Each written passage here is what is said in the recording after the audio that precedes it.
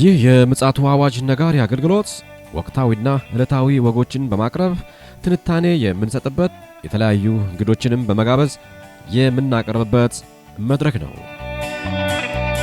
አዘጋጅ ይልቃል አስራት። ሰላም ጤና ይስጥልን ውድ የምጽአቱ አዋጅ ነጋሪ አድማጮቻችን እንዴት ውላችኋል? ይህ የምጽአቱ አዋጅ ነጋሪ አገልግሎት በተለይም ደግሞ ከፓስተር አለማየሁ ነሙ ጋር የጀመርነው ይሄ ዕለታዊ ወቅታዊና አሁናዊ የሆኑ ክስተቶችን በመጽሐፍ ቅዱስ አንጻር እየፈተሽን ያለው ፕሮግራም እንግዲህ ሰነባበተ። ዛሬ ላይ እንግዲህ ደርሰናል። እግዚአብሔር የተመሰገነ ይሁን። ብዙዎቻችሁ ስለምትሰጡን ገንቢ አስተያየት በጣም እጅግ በጣም እናመሰግን እንወዳለን። በኔና በፓስተር አለማየሁ እንዲሁም በምጽአቱ አዋጅ ነጋሪ አገልግሎት ስም ይሄ ነገር ደግሞ መቀጠል አለበት። ውድ አድማጮቻችን ይህ በጣም ስለሚጠቅመን አስተያየታችሁን እንፈልጋለን።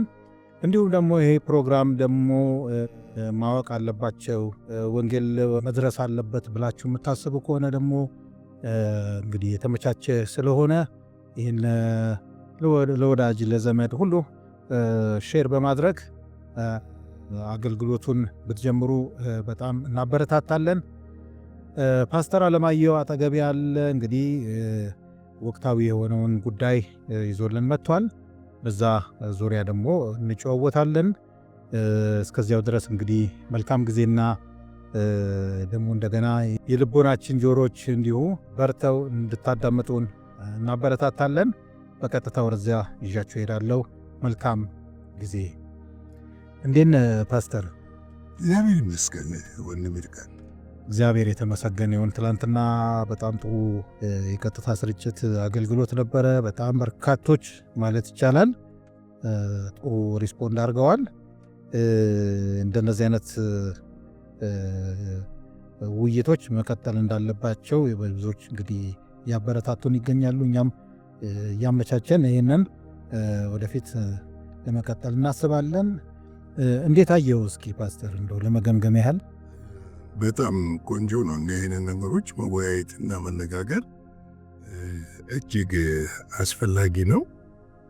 ምክንያቱም ወቅታዊ ናቸው። ሰዎች ግንዛቤ ማግኘት አለባቸው። አብዛኛው የኢትዮጵያ ቤተ ክርስቲያን ወይም ደግሞ በዚህ በሚዲያው ዙሪያ እንኳን የሚሰሩ ሰዎች ግጭቶችን እነዚህ አንዱ ፓስተር ከአንዱ ፓስተር ጋር ተጋጨ እንዲሆነ ከመዘገብ አለፈ አስተማሪ የሆነ ነገርና ትውልዱን ሊለውጥ መሪዎችን ደግሞ ሊያነቃና ሊያዘጋጅ ወይም ደግሞ መሪዎች ነቅተው በዚህ ጉዳይ ላይ ፈልገው ተመልክተው አድምጠው ህዝባቸውን ደግሞ ከዘመኑ ጋር በመሄድ ነገር ወንጌልን ለማድረስ ይረዳል ብዬ አምናለሁ። ይሄ ነገር መልካም። እስኪ እንግዲህ ዛሬ ደግሞ ይዛ የመጣሁ ወቅታዊ መረጃ አለ። እስኪ ያንን ደግሞ አካፍለን። እንግዲህ ሰሞኑን አንድ ትልቅ ጉዳይ አሜሪካ አሳክታለች። ይኸው የሚያሳካቸው ነገር ምንድን ነው? ለረጅም ጊዜ ዩክሬን ወይም ደግሞ ዜሌንስኪ አልፈርምም ያሉትን የማዕድንን ስምምነት ሙሉ ለሙሉ ፈርመዋል። አሜሪካ ያቀረበችው ሰነድ ነው የፈረሙት። በውስጡ የተደረገው ድርድር ምንም እኛ ከዚህ በፊት አቅርበነው ስለነበረ ልዩነቱን በውስጡ የተደረገ የተለወጠ ነገር አላየንም። 50-50 ሁለቱ ሀገሮች ዕዳዋን ከፍላ እስከምትጨርስ ግን በዝግ አካውንት እንዲሆን ነው የሚደረገው። ሁለተኛ አሜሪካ የማዕድን ስፍራዎቹን ታለማለች። ኤርዝ የምንለው ለኮምፒውተር፣ ለላፕቶፕ፣ ለኤሌክትሮኒክስ መኪኖች የሚሆኑ እና ሌሎችም የከበረ ማዕድኖች አሉ፣ ነዳጅ አለ። እነዚህን ሁሉ ምንድነው አሜሪካ ታለማለች። ነገር ግን የዩክሬን ተጠቃሚነት አሁን ላይ ያለባትን ዕዳ ወደ እንግዲህ ከበፊት ጀምሮ ባይደን ካበደሩት አንስቶ እስከ 500 ምናምን ቢሊዮን ዶላር ደርሷል። ያን ከፍላ እስክትጨርስ ድረስ ከዚህ ነገር ተጠቃሚ አይደለችም። እንደው ይሄ ስምምነት እንደው ዝም ብሎ አልመጣም መቼም። ከዚህ ቀደም እንደምናስታውሰው የዩክሬኑ ፕሬዝዳንት ዜሌንስኪ ዋይት ሃውስ ሄደው ምን አይነት መስተንግዶ እንደጠበቃቸውና ያለ ስምምነት ያ ነገር እንደተቋጨ ይታወቃል።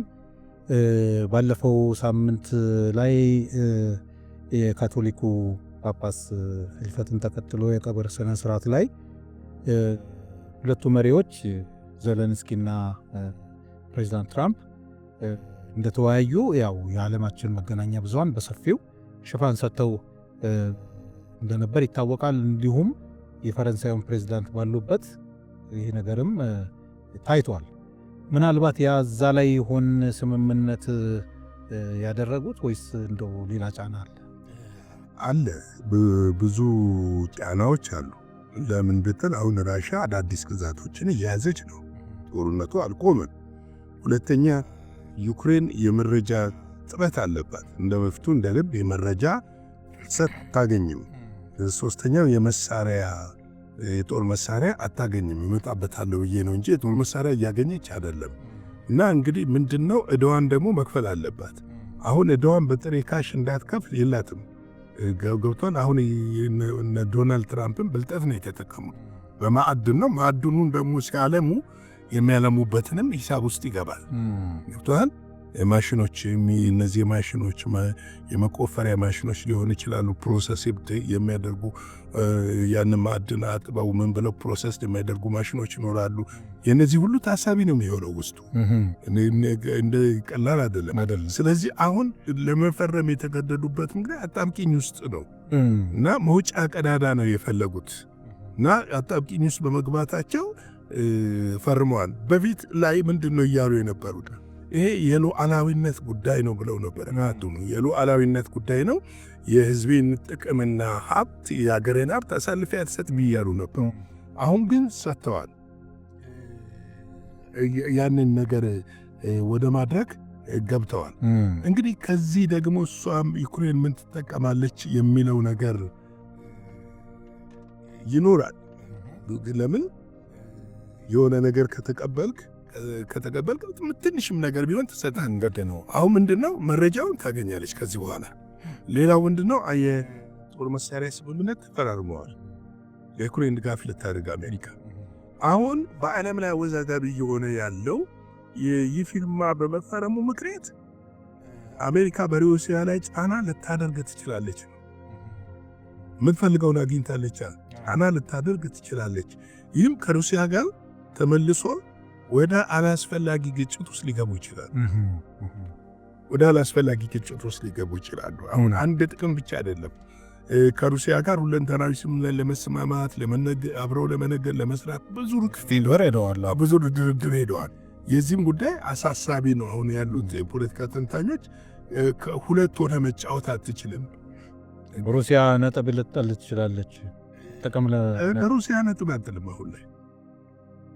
አሁን ላይ ነጥብ አትጥልም። የቻይና ቀኝ ጆና በመጓዝ አሜሪካንን ቁጭ ላይ ያደርጓት ይችላሉ። ከባድ ነው። ለምን? ሁለት ነገር ነው። አሁን ዶናልድ ትራምፕ ታሪፍ እየጣሉ ነው። ያን ታሪፍ አላነሱትም። ከአንዳንዶቹ ጋር ተደራድረዋል። የድርድሩ ውጤት ይፋ አልሆነም። ከአውሮፓ ጋር እየተደራደሩ ነው። የድርድሩ ውጤት ይፋ አልሆነም።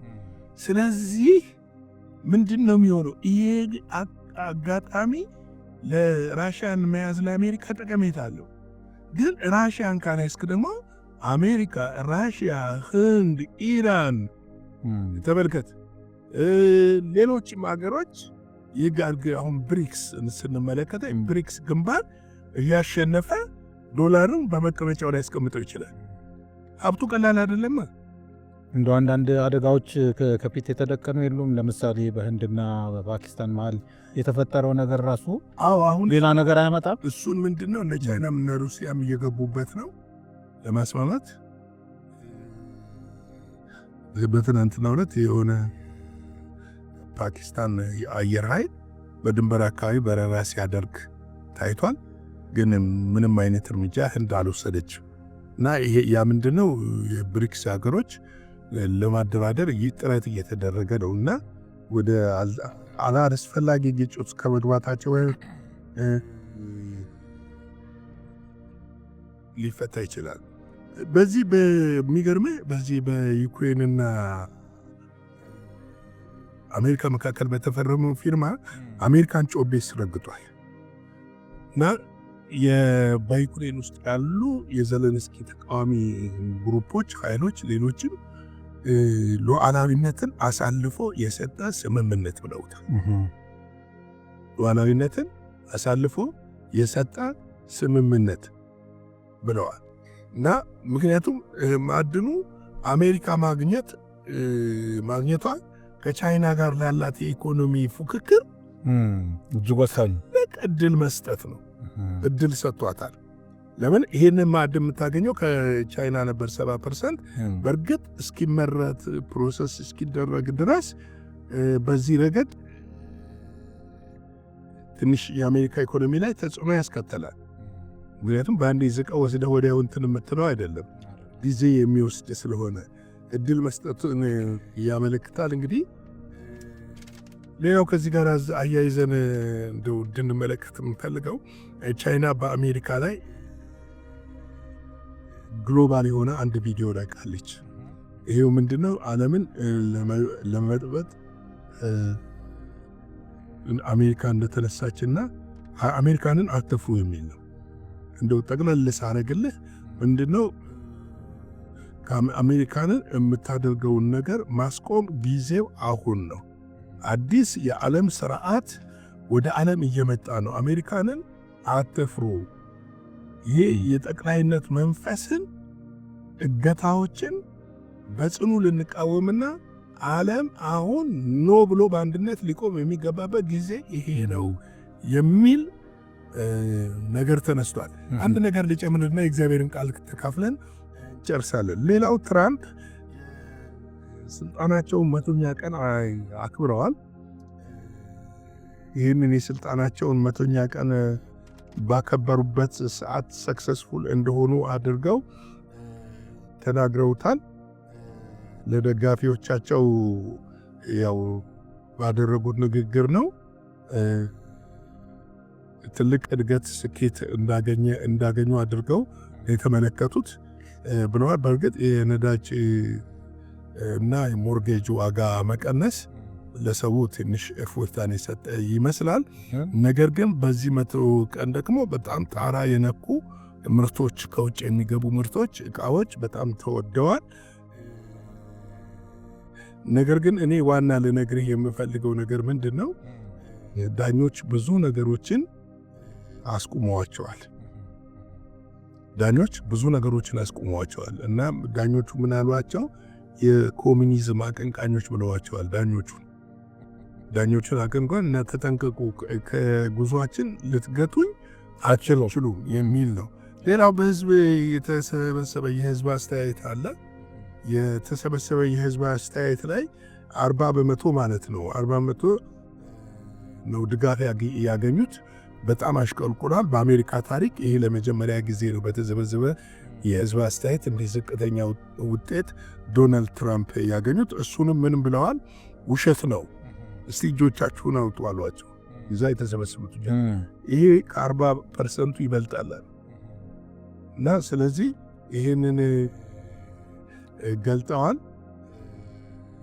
እንግዲህ በቀጣይ ያለው ነገር እንግዲህ አሁን ከካናዳ ጋር ያለው ነገር በጣም እጅግ አደገኛ የሆነ መጥቷል። እንግዲህ ሌሎቹንም በቀጣይ አሰባስበን የምንመጣ ይሆናል። አንዳችን ቃል እንካፈል።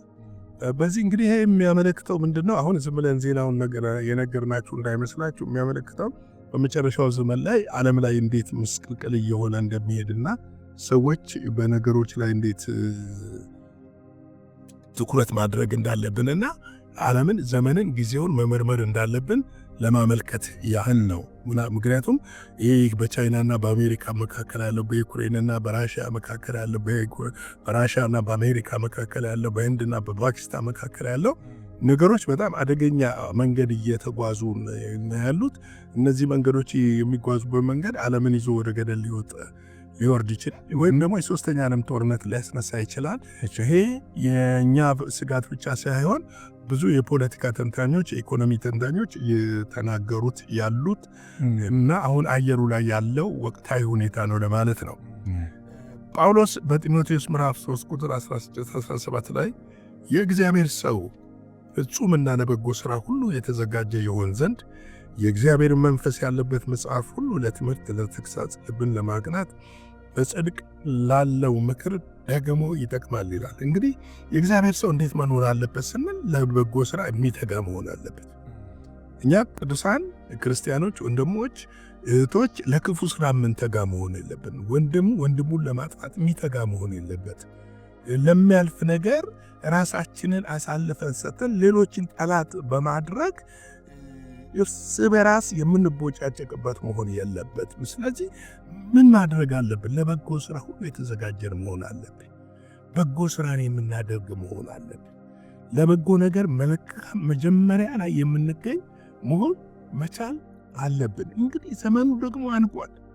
ይህን መልካም ነገር ማድረግ ወንጌልን የበለጠ ያሰፈዋል። ሌላው የእግዚአብሔር መንፈስ ያለበት መጽሐፍ ሁሉ ለትምህርትና ለተግሣጽ ይጠቅማል። ተግሣጽ ያስፈልጋል።